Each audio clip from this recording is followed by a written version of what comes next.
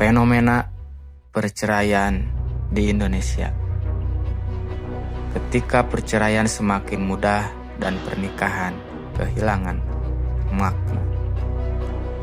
Indonesia sedang menghadapi sebuah fenomena yang diam-diam semakin besar, yaitu fenomena perceraian. Hari ini menjadi duda, menjadi janda, bercerai bukan lagi suatu yang jarang.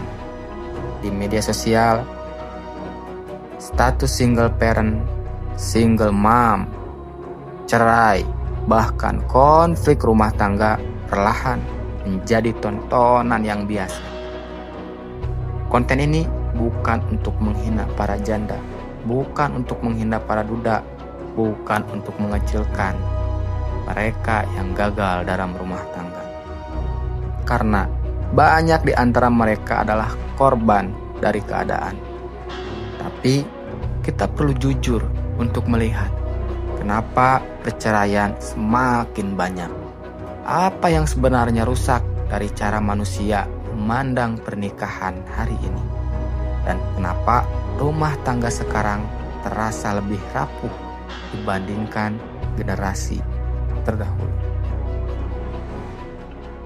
Menurut data Badan Pusat Statistik Indonesia tahun 2025 tentang data perceraian Indonesia, tercatat lebih dari 438.000 kasus perceraian terjadi dalam 1 tahun. Dan yang mengejutkan, mayoritas perceraian di Indonesia adalah cerai gugat, yaitu gugatan dari pihak istri yang jumlahnya mencapai sekitar 79%. Artinya, banyak perempuan Indonesia hari ini memilih keluar dari rumah tangga. Kenapa? Penyebab perceraian paling besar, data BPS menunjukkan, penyebab terbesar perceraian bukan perselingkuhan, bukan poligami, tapi perselisihan dan pertengkaran terus-menerus. Jumlahnya mencapai lebih dari 282.000 kasus.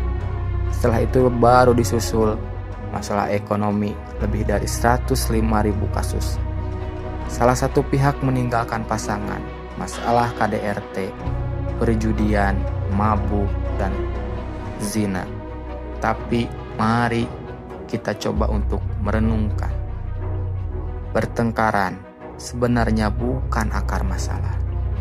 Pertengkaran hanyalah ledakan.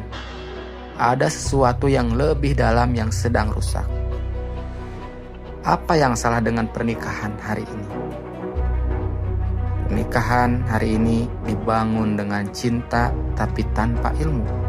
Hari ini banyak orang siap menikah tapi tidak siap menjadi suami, tidak siap menjadi seorang istri.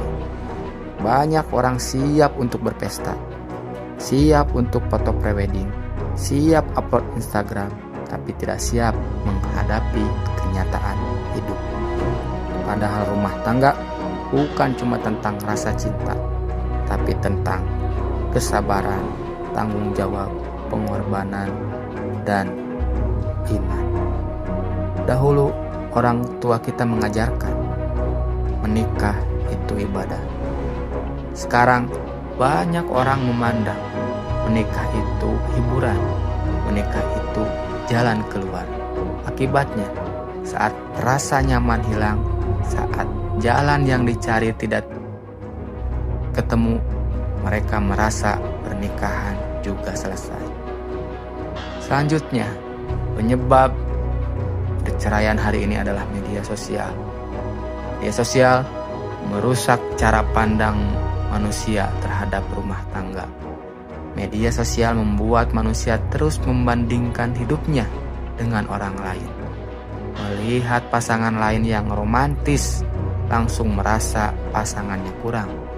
Melihat rumah orang lain lebih mewah, langsung merasa hidupnya gagal. Melihat laki-laki lain lebih mapan, langsung membenci suaminya sendiri. Melihat wanita lain yang lebih cantik, langsung tidak bersyukur pada istrinya. Media sosial membuat manusia kehilangan rasa syukur. dan rumah tangga yang kehilangan rasa syukur akan mudah hancur. Manusia sekarang terlalu mengikuti ego. Hari ini, ketika sedikit tersinggung, memutuskan untuk pisah. Sedikit kebosanan, mencari yang baru. Sedikit masalah, langsung meminta cerai. Padahal dahulu, orang tua kita bertahan bukan karena hidup mereka mudah, tapi karena mereka mengerti pernikahan bukan tempat mencari kesempurnaan, tapi tempat belajar bertahan bersama-sama. Sekarang manusia terlalu cepat menyerah. Media sosial juga membuat manusia tidak lagi menganggap bahwa perceraian adalah sebuah kesalahan. Hari ini kita melihat orang-orang memamerkan status perceraian, status janda, status duda mereka dengan penuh kebanggaan yang pada akhirnya membuat kita tidak lagi merasa, tidak lagi memandang itu hal yang aneh. Itu adalah sebuah kesalahan. Maka ketika ada sebuah masalah dalam rumah tangga, manusia hari ini lebih mudah memutuskan bercerai. Karena perceraian ternyata tidak semenakutkan dulu.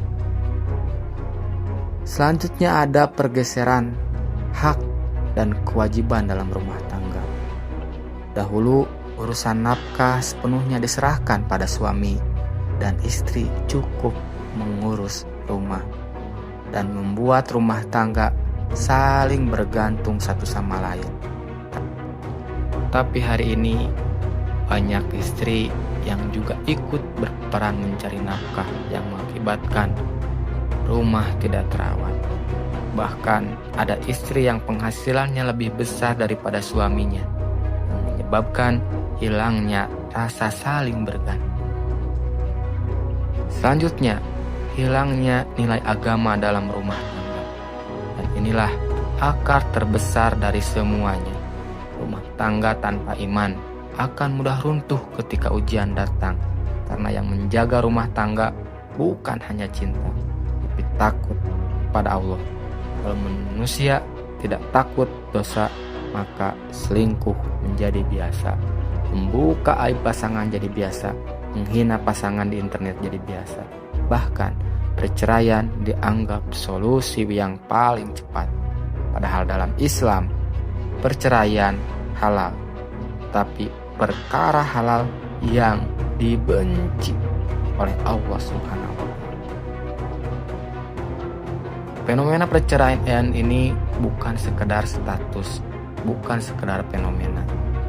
Ketika perceraian terjadi, yang terluka bukan hanya suami dan istri.